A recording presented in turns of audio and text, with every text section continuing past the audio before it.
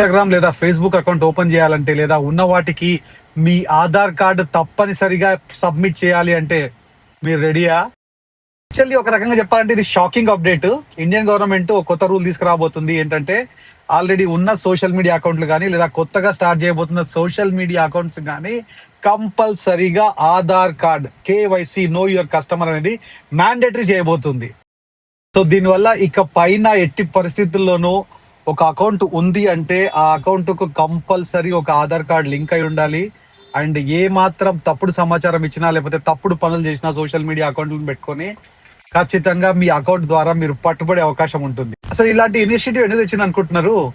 Cyber క్రైమ్లు, fake న్యూస్లు, ట్రోలింగ్లు, అసభ్య పదజాలాలతో జనాల మీద అనవసరమైన రాద్ధాంతం చేయడాలు సోషల్ మీడియా వేదికగా ఇవన్నిటిని అరికట్టడానికే ఇలాంటి రూల్ ఒకటి తీసుకొస్తున్నామని సెంట్రల్ గవర్నమెంట్ చెప్తుంది. ఇదంతా సరే గానీ మన ఈ కేవైసీ సబ్మిట్ చేసినాక మన అకౌంట్ డీటెయిల్స్ అన్ని భద్రంగా ఉంటాయా వాళ్ళతోనా? మీ అభిప్రాయం ఏంటి? నాకు కామెంట్స్ లో చెప్పండి.